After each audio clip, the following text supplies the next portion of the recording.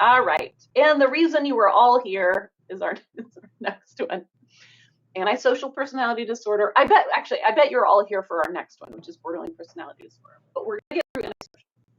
So antisocial personality disorder is a disregard for the rights of others, criminality, impulsivity, failure to learn from experience, aka breaking the law, deceitfulness for personal profit or pleasure, impulsivity, aggression, irresponsible. The definition here is like by not holding a job or not having steady employment, lack of remorse, and a history of conduct disorder. So how do you see, like, what difficulties do you see using this list of criteria in somebody who has intellectual and developmental disabilities?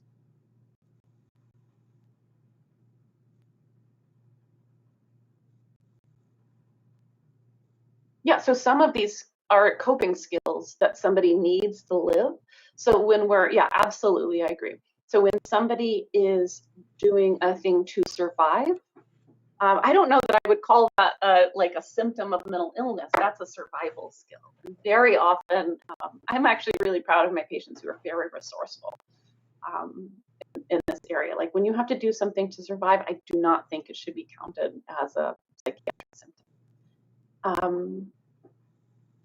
So somebody says, yeah, the rules don't always make sense. Like rules as a neurotypical person don't make sense to me. Like, why am I not allowed to jaywalk? It's actually safer to cross in the middle of the street as opposed to like intersections when it's like two ways. Some of these can be the past effects of trauma. That's a really good example. I like that one. Some of these could be learned behavior. Like if this is your family growing up, like is this how your family did it? You might just say that's how my family does it. And then, I like this one too. Does the person understand that it's wrong? Like, does somebody understand that the thing that they're doing is against the law? And then Brian says, some of these can seem like they could be caused by memory impairments. Right, so if you're impulsive or aggressive, and you can't remember, or you're like short-tempered. Agreed.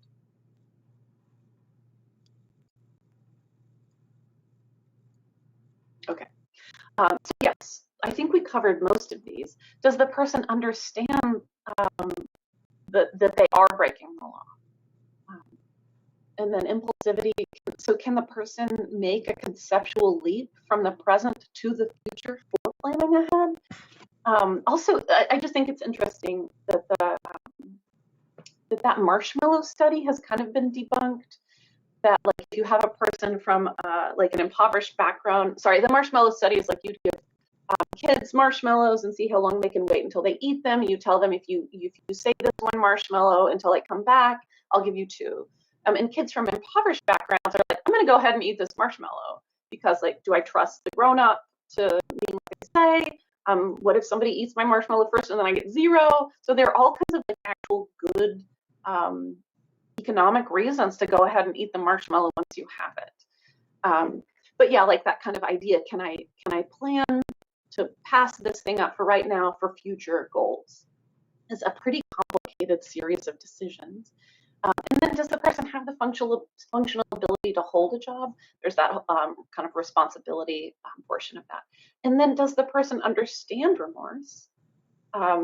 And then the DMID-2 suggests that the individual be at least 21 before you make this diagnosis, and that the conduct disorder diagnosis be before age 18. The DSM-5-TR says age 15. Okay, so please, these are my suggestions. When you're working with somebody who has antisocial personality disorder, please always check for trauma, current trauma, past trauma. It's so important. It's very often the case. Is somebody on medications that could cause these symptoms? Are they on steroids?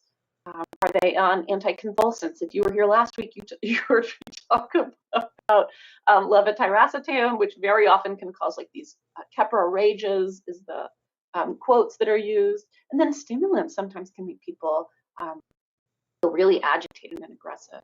Medical illness, somebody brought that up before. Does somebody have a seizure disorder that is causing this kind of unusual behavior? And then are you seeing like, are you saying one half of the power play is like somebody who's in charge being mean, and then the person is just kind of acting up like as a result of being in the impossible situation? Does somebody have aggravating housemates? We talked about abuse, and then what is the environment that this person is living in?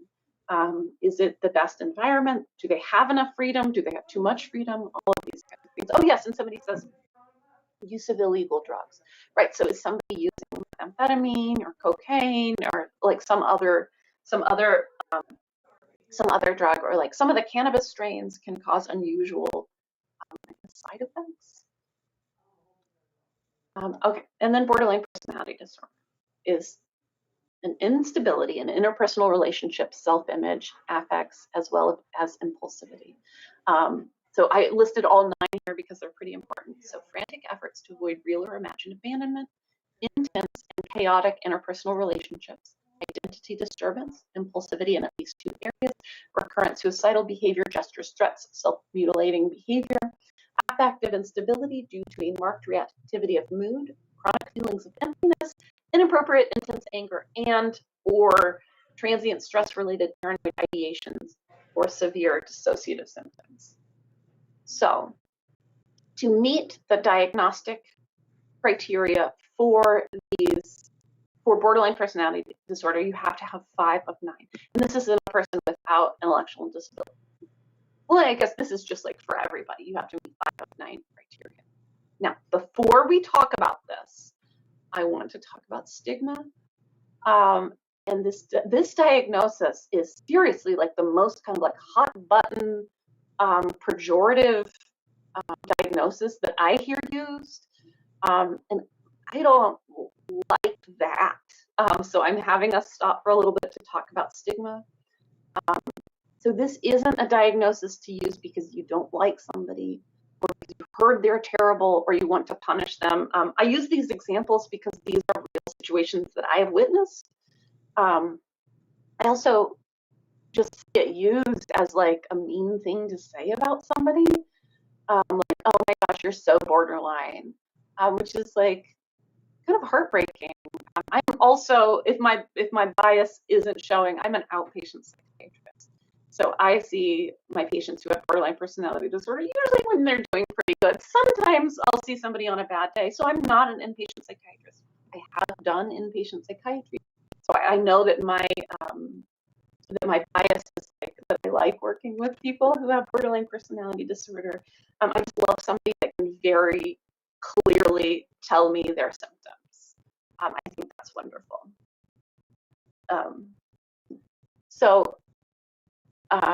I also want you to know that borderline personality disorder gets better. I think that's really important to know. And there's some new evidence that shows there have been a couple kind of 10-year-long longitudinal studies that show that people who have borderline personality disorder at 2 years no longer meet diagnostic criteria. And I think that the people I have worked with, like very often just get better, and it's been really miraculous. We used to think about borderline personality disorder in a way of like, oh, to death, like it's a death sentence. Kind of, well, they're gonna die sad and alone, which isn't true. It's like people working with people with borderline personality disorder has been some of the most enjoyable and rewarding experiences of my career. So I love it. So if we could just please not be mean to people with borderline personality disorder, and remember that it's usually not personal. Sometimes it feels personal to us when we're the treating clinician, but just remember as best we can that it's usually. Okay. Oh, look at this. I already told you all of this. Look at this. Okay. So the literature in people with IDD and borderline personality disorder. As I told you, that was all information in people without IDD. And then there isn't very much. There's some case studies. There's some behavioral interventions. I don't know of any medication trials. If you do, please let me know. Oh, okay, so how are we going to adapt these criteria for people who have intellectual and developmental disability. Oh, okay. Yeah, oh yeah, so staff turnover can feel like abandonment and functionally is abandonment. Because very often your favorite staff will like get a new job, and they'll leave and you'll never see them again. Sometimes we have direct care professionals who do kind of like keep in contact, but I also understand that life gets in the way of keeping close contacts that you worked with before. And so those are, yeah, it feels like abandonment, I think, because it is. Any other ideas about using these diagnostic criteria? Yeah. The staff turnover is really, really traumatic because then you finally trust somebody, you like trust them, you like connect with them, and then they leave. And it just feels like starting all over again. Yeah, so somebody says people with IDD have trouble kind of managing emotions, like with the idea of like you have to kind of learn your coping skills.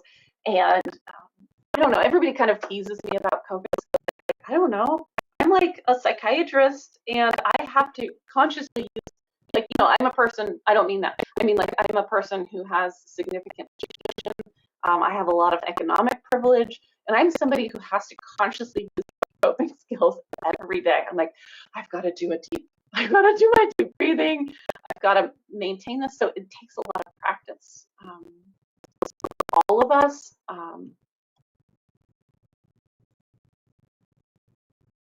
Yeah, so somebody's talking about like how when their favorite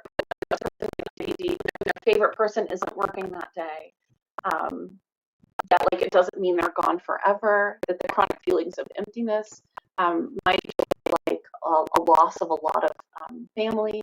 People with IDD might be more commonly, they more commonly have self-injury, which is one of the diagnostic criteria here.